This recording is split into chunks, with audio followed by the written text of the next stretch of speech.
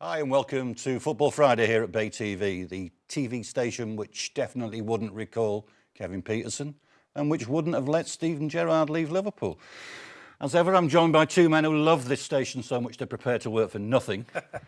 Everton legend Graeme and Liverpool legend David Fairclough. Did you two ever play against each other, or did you cross over at any point?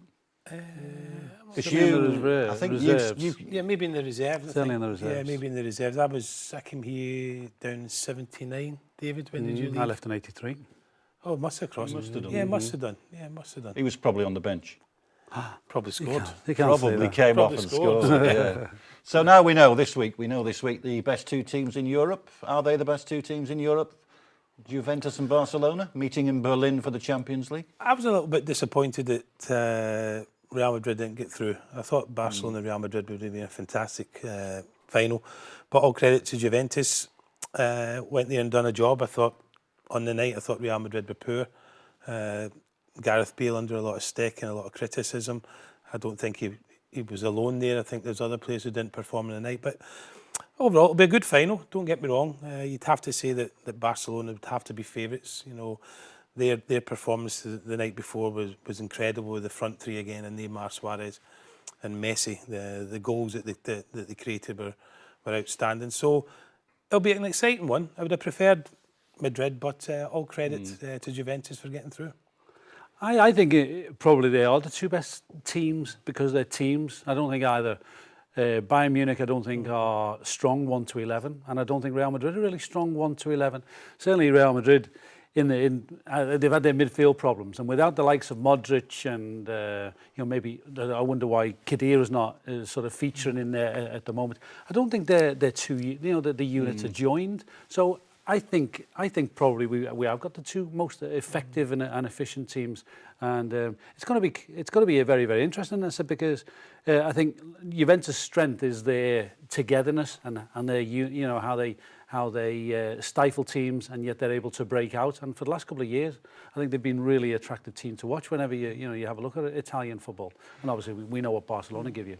I thought Juventus were quite a revelation in many ways because I think everybody expected they'd just park the bus and just play it out, but they didn't. Of the two teams, I thought they were probably the more attractive of the two. Yeah, they've got some good players in there. You know, you got the young boy Pogba, you got Tevez in there. And the interesting one for the final is, and everybody will look at it as the final gets closer, is Chiellini, Evra, Suarez. You know, Suarez has had his run in with the two of them. Obviously, they'll try and build that up as much as they possibly can in the run up to the game. But I thought Juventus, I think their average age is probably the oldest. I think it's about 28, 29. So they're an old team, so they're an experienced team. So everybody knows what Italian teams are like. But they certainly got a threat up front as well. I think it's actually good to have an Italian team back at the forefront in European football because it's been really in the dark, hasn't it, for a decade or more now. Yeah, I think their league has gone through problems, and a number of teams have had to re-establish themselves, not least of all Juventus, and their sort of their rise from going into the second division with the Ribe scandal and getting to where they are now. And I'd say I think they've been really attractive over the last couple of years, and probably it's. These clubs have the philosophy that they try and grow a club with young players and develop teams. It clearly doesn't work. You have to build experience and integrate and have a mix. And I think Juventus have a great mix. They have the experience of the likes of Buffon, who is very much the leader, pulls them all together. They're very clever the way they defend. So and Pirlo, of course. I mean, 37 is he? And I mean, he's not written off yet. And it makes you think of. He slowed down a bit though. He was. He's still quality. That's what he played against Everton a couple of years ago in a pre-season game, and Everton played Juventus, and they won in penalties. And Pirlo was playing that day, and he was absolutely outstanding. Doesn't run about much, but just reads the game, passes it. So he'll be influential as well. But I just think that. Maybe, as you said, I think the movement of Barcelona might be too quick for them. I mean, you said it earlier on. I mean, how do you handle the Barcelona front three? I mean, you can't really, as Pep Guardiola pointed out, if they hit their form, you've got problems. David was spot on about Real Madrid and maybe over-reliant on Ronaldo or Bale, but when you've got those three playing, you know, the first goal especially, when it was a great run from Suarez, great little ball through from Messi, and Suarez, in 9 times out of 10 in that position, you'd probably go yourself, but he had the presence of mind. I look up Neymar got a simple goal, but it was the movement of the three players. They're going to be a threat to anybody. I think it's something to look forward to, I think, because obviously we know the threat of the forwards, but you've got the likes of Alves, who breaks forward, and Jordi Alba and stuff, who really test, I think, Juventus's defensive strength, because they can see the obvious. They're going to have to really sort of come up with something special. I think it's going to be intriguing. I find Madrid a strange club in many ways. I mean, you've got Bale there, who had a great first season, and he's now being slaughtered. And I don't think he played particularly poorly in midweek. I think he's a player that's short in confidence. You can see that. I think it's really, really difficult, especially in a big club like that, when things aren't going well for you. You know, you've a tendency to hide and you don't really want the ball. Bale last year was taking the ball in any position, his confidence was up. At the moment, it looks as if any mistake, the crowd are on his back. You know, by all accounts, he got jostled as he was leaving the stadium. But looking at the game itself, he wasn't alone. You know, I thought Ronaldo was anonymous. You know, I thought some of their big players were anonymous. And it just looks as if, as David says, that Real Madrid focuses on Ronaldo and Ramos at the back, and I think they're the two main players. Casillas has been having a bit of stick as well, and he's been there for a long time, but at the moment it just seems to revolve around Ronaldo and Ramos, and that's not right. You know, it's not a team, as David says, and I think Bale and all the newspapers today and this week have been saying about possibly moving back to the UK with Manchester United or Chelsea or whoever.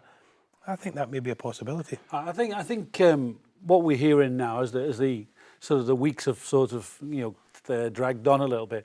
He's been criticised for one or two other things now, and the language barrier is entered into the equation, and they're saying he hasn't tried enough with the language. And these are things that once they sort of get a head of steam up, they find reasons to beat you with a little bit when you've played abroad. And it is important that you have to integrate and you have to try.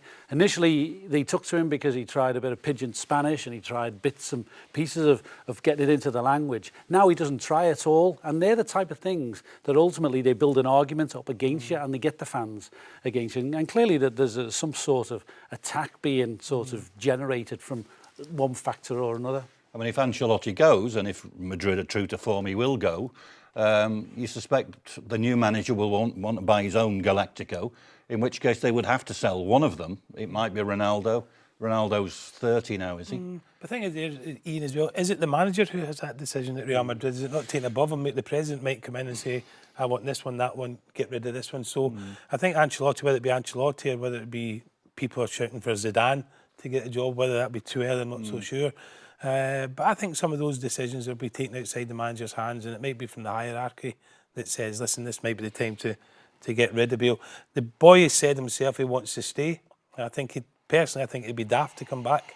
I think he needs to stay over there for another couple of years and get himself to the top, like the Ronaldos of this world. I can see that, but from Bale's perspective, I mean, it must be bad enough if you're a player taking flack in your own country or in his adopted country of England. But to be in a foreign country, to be taking that level of, as you say, he was abused when he got back to the car park. Again, that's the third time that's happened. Sometimes you need strong characters, don't you? You need to be a strong character who can cope with that. If you're not, and you've got a weak mentality, I'm not saying he's got that, but that will get you. And the first thing you'll do is you want to get on the next plane and go home. Sometimes people can fight it out. I played abroad for 5 years, and I can sympathise with the problems that he's having now. It's a greater profile now, so it's built a head of steam. He will manage to have some people who will be able to actually help him out of it. I think just to go back onto my one, I was in a smaller environment, and these things when they're going on behind the scenes and you're hearing them second hand, they're very divisive, you know, and they'd really upset you and get you into put you in a slump. I think that he's fortunate in as much as now, as I say, we're much more sort of open, and I think the advisors take a big part in it and stuff, and I think he might be able to ride out the storm, actually. But I know exactly what he's going through at the moment, hearing different things being criticised for things that he'll probably say, well, that's a complete, you know, that's a complete falsehood. They do try and sort of upset you, and well, I think he's very, very fortunate because he's that high profile that, you know, that I think there will be help at hand. What Man United need are players like Pogba and Evra. I mean, you look at those two. I thought Evra was fantastic. And Pogba's obviously a very good player, yet they've both been discarded by Manchester United. You almost wish that they should buy them back. Everyone I could understand. I think he's had his time at United, and I think his performances at United at the time weren't great. I think he was one of the players, you know, when David Moyes came in, you know, he looked at the senior players and went, maybe not pulling in the right direction here. So I think that was the reason why he went. Pogba's a mystery. He wasn't getting a chance there. The boy decided himself that he wanted to go.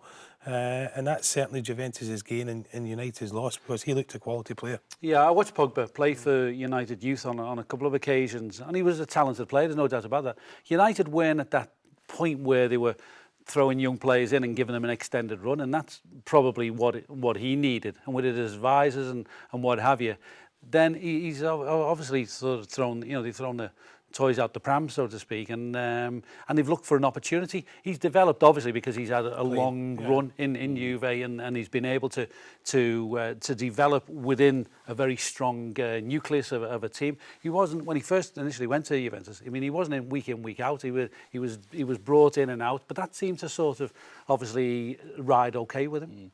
He's got a very bad haircut, though. OK, we'll be back after this short break. We'll be discussing Steven Gerrard's last game at Anfield and the leaving of Liverpool for the poor boy.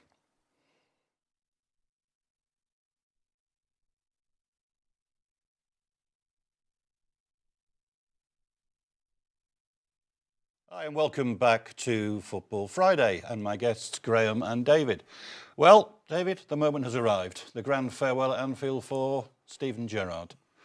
Yeah, it's a day I think that many will not want to see. I think it's unbelievable. I don't think he wants to see it. No, I'm absolutely sure that he doesn't. And how it's all come about it remains a mystery. I don't think it's clear. You know more than you're telling us, Fairclough. It's very disappointing, I think, to allow somebody like Steven to walk away from Liverpool.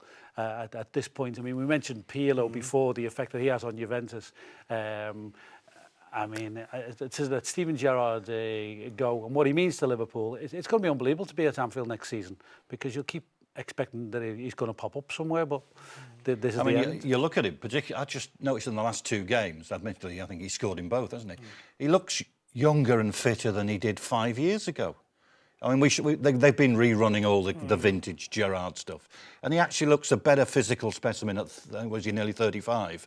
And I think you've always said he's got 2 more years left in him somewhere. I think the way he's handled things this week has been fantastic. I think his interviews in the media have been top draw, and I think it's a little bit early. Don't get me wrong, I don't watch Liverpool every week, but I still think he's got things to offer, lots to offer. I think you talked about Pirlo playing in the Champions League final. I think Steven Gerrard, we talked over the years about how single-handedly dragged his team on to win trophies and everything else. Can he have still that effect? He's a different player. He's lost a little bit of pace, but he's got so many other qualities that I find it hard that it's been handled the way it has done. You know, that it's fact it's been played out now, and this is Steven's last game at Anfield. For me personally, I still think he had a job to do at Liverpool, and I still think he should have been there maybe another year or two. I mean, I won't compromise David, because David's still very close to Liverpool. You're not close to Liverpool. No. This is a mistake. For me it is, because not necessarily if he's not going to play him every week, and I know Steven Gerrard would want to play every single week, but sometimes there comes a time in your career when you just say, well, I can't do what I used to be able to do. But imagine the younger players or the new players coming through Liverpool to be guided by somebody who's been there, seen it, done it, worn a T-shirt, whatever you want to do. It's massive. It's a massive lift to the players, to the club, everything else. And for me, the way it was handled at the very beginning, it was a little bit shabby and didn't really respect him and for what he'd done for Liverpool over all these years. Listen, everybody has their time. The manager makes a decision. But for me personally, as an Evertonian, I'm delighted that he's no longer going to be playing in the derby, because if he knew somebody that was going to influence the derby, it would be Steven Gerrard. So, you know, from Evertonians. But I think football fans in general, over the last 10, 11 years, whenever Steven been in the Premier League, have witnessed a very, very special player.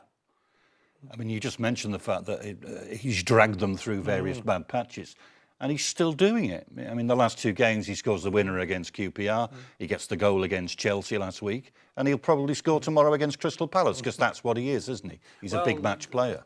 Nobody has ever written the scripts better than Steven Gerrard. There's only 1 or 2 things he probably could have changed, but he does what people expect of him when, you know, probably others wouldn't have wanted it, the opposition wouldn't have wanted it to happen. The amount of times he's dragged Liverpool up from, you know, from the levels, it's just astounding, and it's the fact that it's been sort of, he's still Liverpool's best player. And top scorer as well this season. Top scorer. Yeah. I mean, Liverpool have let Luis Suarez go last season, and now they're letting Steven Gerrard go. It sounds like it's quite, you know, you think, is the club moving in the right direction in that sense? Because, you know, the best clubs in the world don't let the best players leave at such a time. It's an interesting one, Dave, as well. When you look at, you know, obviously as he's gone on in years, he's gotten back in terms of the team. Who in the present setup is going to do a better job than Steven Gerrard in the position that he plays and just in front of Skip or the 2 centre-backs to get on the ball and pass it right and left? And I don't think there's anybody in the squad that can do that. And at the moment, that's the trendy position in English football. Everybody wants somebody who can stand and bridge the gap between back line and midfield and strikers. Yeah. And he is, as you say, positionally he's gone backwards as he's got older, which is understandable. But the position now is perfect for him. It is. It is perfect, but he doesn't have to go here and right, left, all the way and closing people down, but he can just sit in that position and dictate the way they play. Pirlo is a prime example at Juventus. I mean, if you have presence, and he has it. I mean, the Liverpool midfield, you go back to the Man United game, for example. Liverpool didn't have any presence in the first half. He comes on, and obviously it didn't go the way that we thought it would do. But that's what was missing, Steven Gerrard. And you're going to be competing against big teams like United and Chelsea and Manchester City next season. You know, Liverpool are going to have to pull a rabbit out the hat to fill that void. I think one of the interesting things I thought, which I'm think it shows part of his maturity. I mean, he's going out leaving people wanting more, which, you know, is a nice thing. I mean, how often many footballers go, and, you know, and people are sort of saying, time for you to go type of thing, but it clearly isn't time for him to go, and that's probably quite an interesting thought. It's a huge gamble by Brendan Rodgers, because I think we've said in the past that there are certain players in certain generations who are simply irreplaceable. And in terms of Liverpool Football Club, he's right up there with the greats, the Roger Hunts, the Dalglishes. What, as Sharpie just said, what do they do now? Yeah, you can't replace that man. It's a mystery, you know. I mean, I put him above them all because I think the fact that he's come through the system as an 8-year-old, and he's a Liverpool lad through and through. He hasn't been bought. He hasn't been sort of kept here by finances or any other reason. It's emotion, pure emotion and passion that has kept him connected with Liverpool Football Club. And for that reason, I put him ahead of the pile without a shadow of a doubt. I think with Steven Gerrard going, we've talked about it before, Jamie Carragher going, you know, 2 local lads, big influences in the dressing rooms, big leaders, you know, on the pitch as well.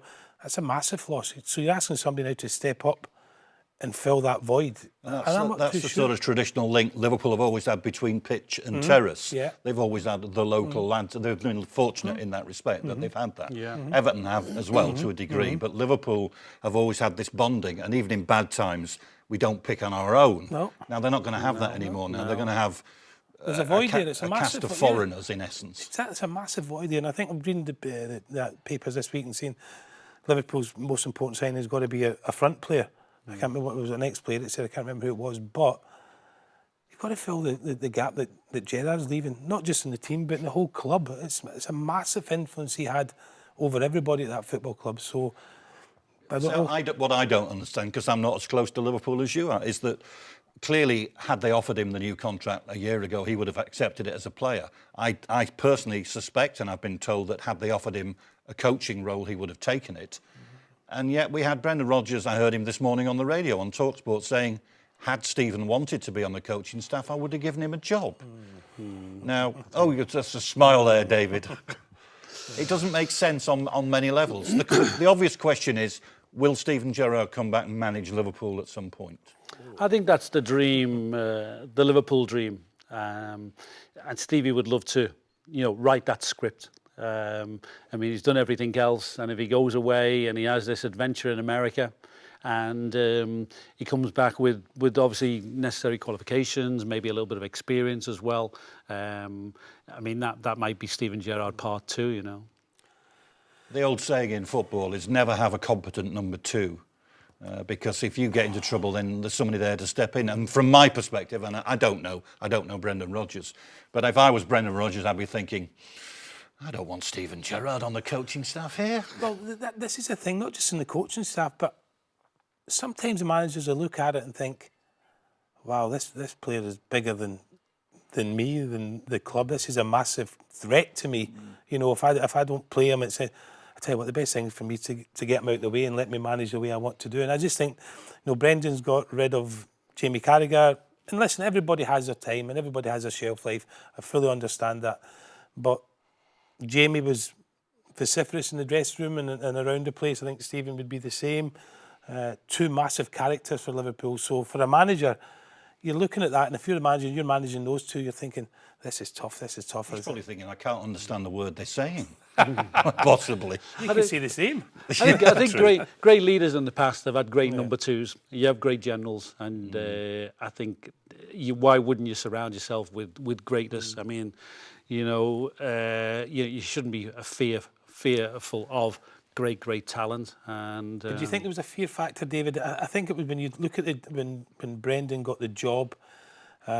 He's come from Swansea. No disrespect to Swansea, they're doing really well, but it's a small club.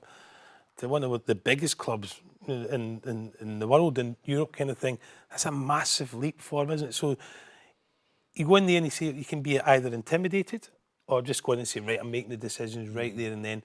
I just think that going into that dressing room and looking at the likes of Steven Gerrard and Jamie Carragher, and as much as unhelpful as they were, that would have been an intimidating and daunting task for and I think people coming to Liverpool can sometimes try to grasp what it means, and that's just not Liverpool. It's Liverpool and Everton. We live in an extraordinary place, and I think you come and you say, well, I can get in there and I can make some quick decisions and stuff. I mean, you came from outside. How long did it take you to understand Liverpool? You can't just do that. It's unique in many ways, and I think, you know, somewhere along the line, I think Liverpool needs to have a Steven Gerrard in it, and whoever makes the decision. He's actually started to sound like a manager in the last 24 hours. I think his press, I say his interviews with press have been top drawer, absolutely top drawer. But going back to that very quickly, David Moyes found the same coming from press and coming into Everton and coming into a dressing room where they had the likes of Duncan Ferguson and the big hitters, David Weir and Kevin Campbell. And even though what David is now, you know, he's grown into the job and everything else, he was a little bit intimidated when he went into that dressing room at first and had big hitters in there. So it happens to every young manager. And I think Brendan had the same problem when he walked into the Liverpool dressing room. Whether that's anything to do with the Steven Gerrard leaving this year, I'm not so sure. Okay. Well, we all wish Steven Gerrard the very best. He's one of the finest players I've ever seen, certainly. We'll be back after this short break, looking back to last weekend and forward to this weekend's football.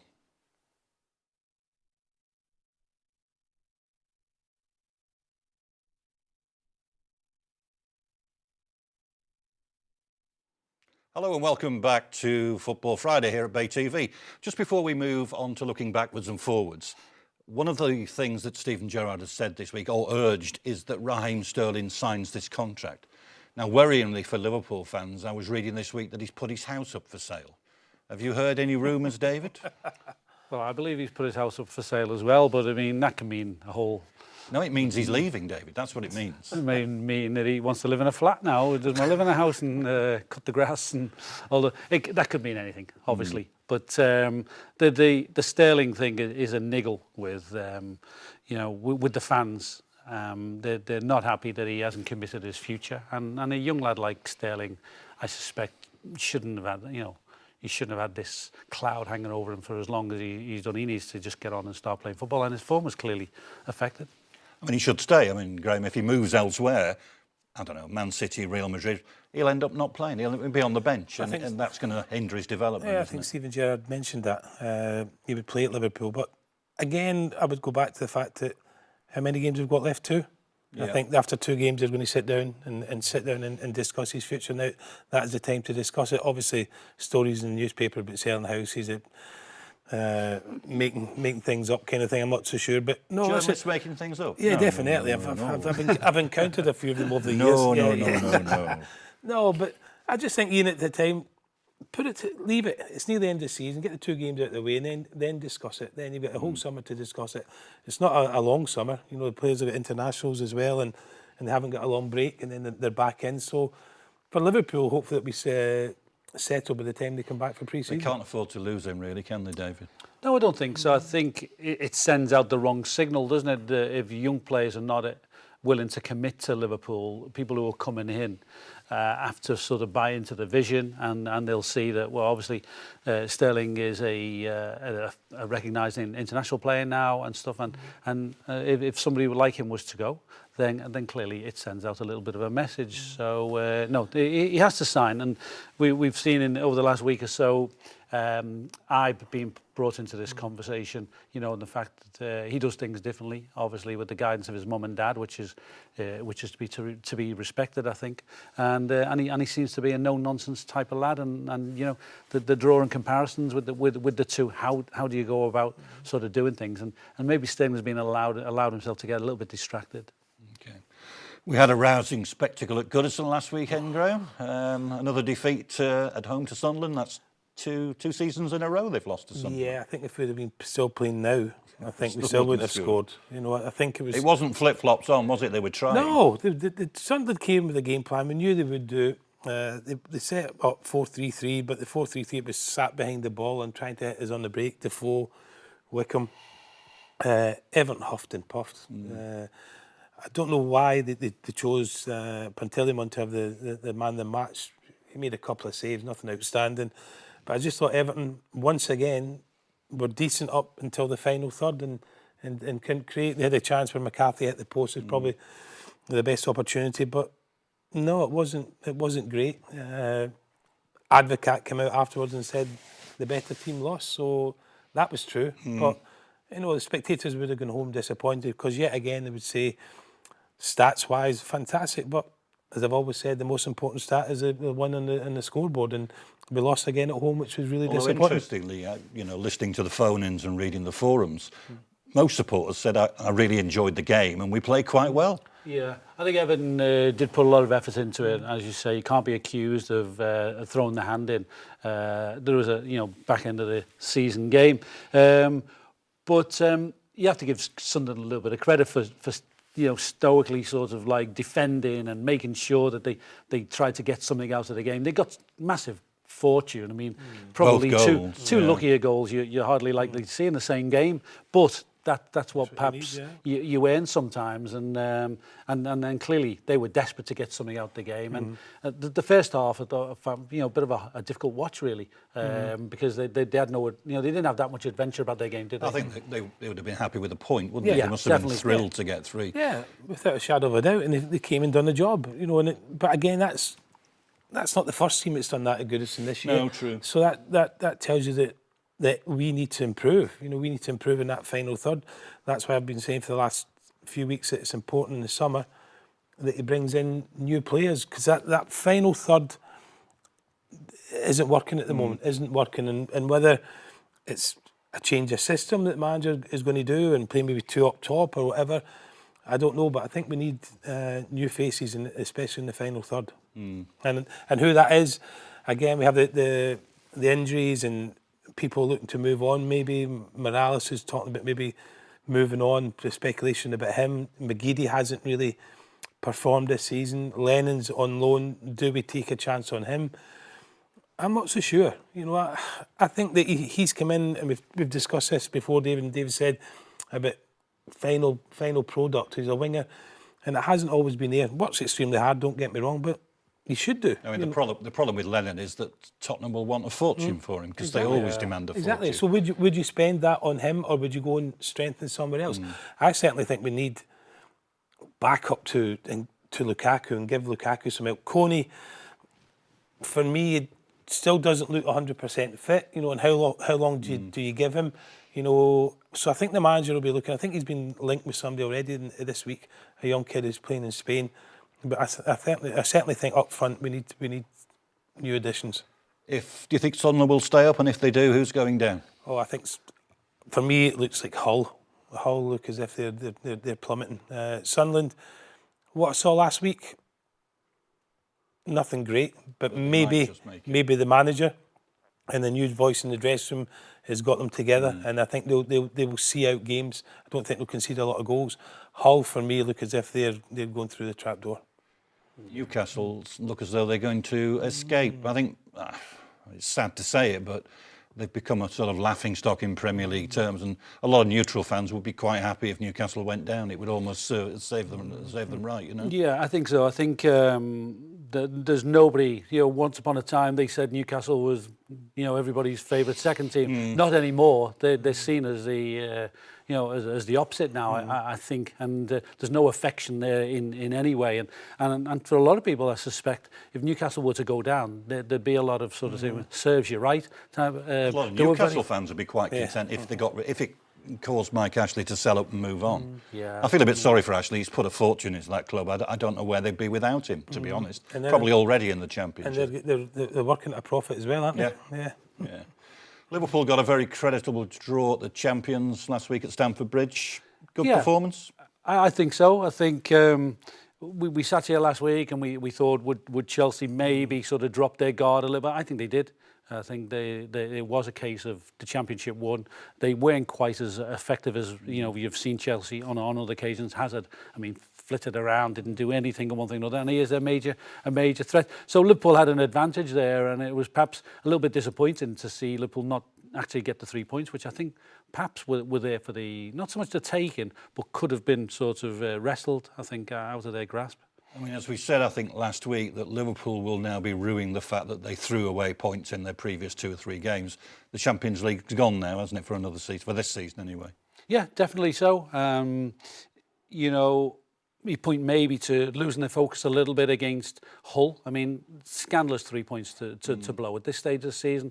Given what we're talking about, we're saying about Hull, they should never have beaten Liverpool on that day. Liverpool clearly underperformed, and against West Brom, maybe. So Liverpool's season is a whole question of if onlys, I think, and they've sort of dropped some silly points, and it's disappointing actually, because Manchester United haven't really been that deserving, I don't think, of a top 4 place. Everton go to West Ham this weekend, the 2 clubs who are vying to win the Fair Play League and possibly get into the Europa League. So I'm presuming that the Everton players will be kicking lumps out of West Ham in the hope of collecting bookings aplenty. I think they've called back Peter Reid. Playing alongside Mo Besic. No, I think, listen, we've been discussing, I've been doing a few lunches, and I've done a Play of the Month lunch the other day, and that was one of the topics that came up. Would you want to go into it? Everybody knows the pitfalls. The league form seems to suffer. But for me, I think Everton need to be involved in European competition as much as possible, and that'll be year in, year out. Yes, it'd be great to do it through your league position, but if we can get a shoe in any other way, I think we've got to take it. A lot of people might not agree with me there, but I think it's important for Everton to build a club in Europe, and the stats and everything else. European competition is what we have to try and... The problem they're going to have, I think I was reading, if they do get in through the Fair Play League, they start very early. Yeah. And they're also committed to a tournament out in Singapore or somewhere. Yeah, Singapore. And they won't pull out of that. So they'd have to split the squad in half, one for the Europa League qualifier and one for the pre-season tournament. Yeah, well, I think if that was the case, and we do get into the Europa League, I think you'd probably see, because in the kind of preliminary rounds, there are teams from all over the place you've never heard of. Yeah. I wouldn't be surprised if the manager maybe played under 21s. Yeah, which will be good for them. Yeah, it would be good for them, and with the hope that they get through those legs, and the first team can then come back from Singapore in the pre-season and then enter the competition at the right stage. So a draw tomorrow at West Ham, do you reckon? 1-1, end of season. It's an awful place to go. It's West Ham's last home game of the season. Their manager, a little bit of, there's a few question marks over whether he'll be there next year. So he'll want to sign off with a win. It'll be a tough game for Everton tomorrow. Liverpool should beat Palace, David? I'd like to think so. Palace obviously have been tricky at times, but maybe not as difficult away from home as they are at their own place.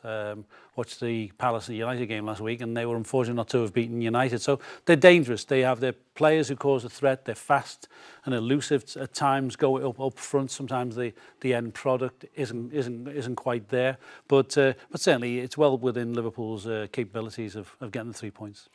OK, we'll be back after this short break when we'll be doing our very own version of Question Time. You've sent in some questions for these two, and I'll be putting them to them. See you in a couple of minutes.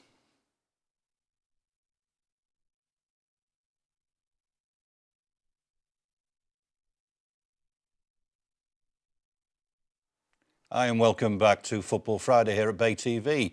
Just a reminder, you can email in your questions and queries at footballfriday@baytvliverpool.com.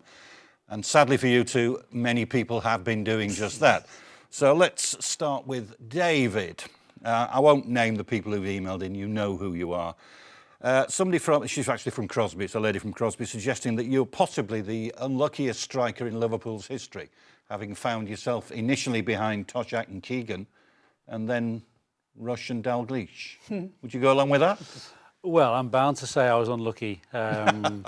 But it was a rich period for Liverpool, and I think you take the good with the bad, so to speak. I had my opportunities, picked up one or two injuries, and did get left out on occasions when perhaps I didn't feel perhaps it was fair. But Bob Paisley had his ideas at that time, and it was one of those situations I had to live with. And maybe if I had my time again, I would have done things differently, I'll be honest.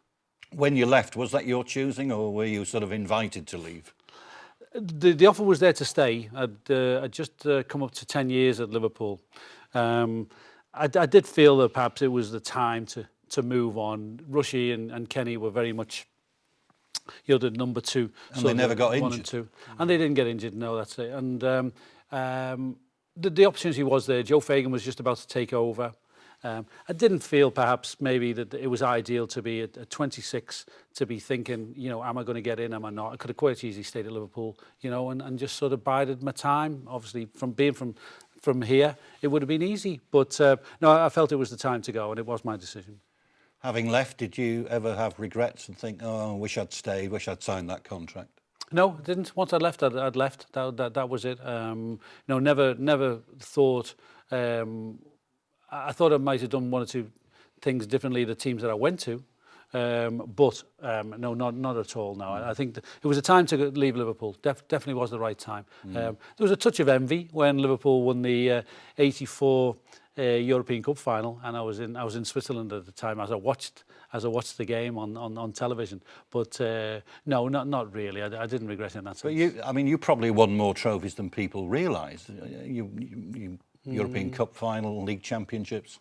Yeah, UEFA Cup. First season I won UEFA Cup and a League Championship. Next season was League and European Cup.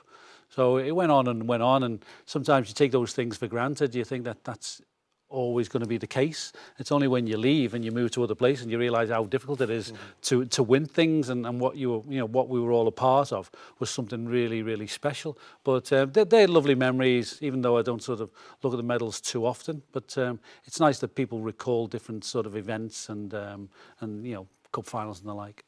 Have you always hated the nickname Superstar? We've never used it on the show deliberately because I think it's really insulting to you. Does it bother? Clearly, it doesn't bother you anymore, I wouldn't think. Not anymore. It took me a long time to appreciate it. I don't think I appreciated it until I was well retired.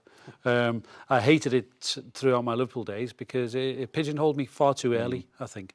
Okay, made good headlines once or twice, but it did sort of pigeonhole me, and it's kind of made up people's mind about me, I think, a little bit sooner than I think they think they should have done. But it's in the fullness of time when you realise, what great history Liverpool has and how much of a history it has, to have my little piece of it. And young kids, I get kids of 9, 8 years old coming up to me and calling me, "Oh, you're super sub, aren't you?" And it's amazing how the stories, they heard it from their granddads probably, and that's how people have chosen to remember me. So I'm grateful of it now.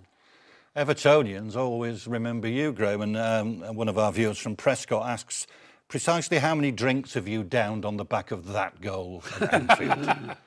I've been out with you, Sharpie, Yeah, quite a and I few. know that you don't have to buy drinks when you go out. Oh yeah, I wish. I wish certainly wasn't that this year at the racing. No, yeah, everybody remembers me for that goal. You know, and it's a question I'm asked in numerous occasions: was that the best goal you scored? I think it was the one that meant the most to the supporters in terms of we hadn't beaten Liverpool at Anfield for something like 11 or 13 seasons, whatever it might have been. We always used to go over there with probably a defeatist attitude, thinking really tough place to go, not going to get anything here, it's going to be another struggle. But on that occasion we went over there, we thought, this is a chance, we can run Liverpool close now. You know, we've got a team together. We just missed out in the Milk Cup final. Liverpool beat us in a replay at Main Road. But we just sensed that the tide was turning a little bit. So to go over there on the day and score the goal, fantastic. But the most important thing was that we won. The run up to that game was that we trained all week. We used to use a mitre ball, and every club used it apart from Liverpool, who used Tangos, Adidas Tango balls. So Howard, in his wisdom, brought a crate load of Adidas Tango balls in the week before. We trained with them, so we knew if you caught them correctly, they'd fly. You know, they'd go like a rocket. And that was fortunate for me. The ball just bounced up. It's a long ball from the back, Yeah, and Gary then it's Stevens. just hit and hope, isn't it? No, it's not hitting hope. If you look at the goal again, I was up against Mark Lawson, and I thought, I'm never going to beat Mark Lawson in a foot race. No chance.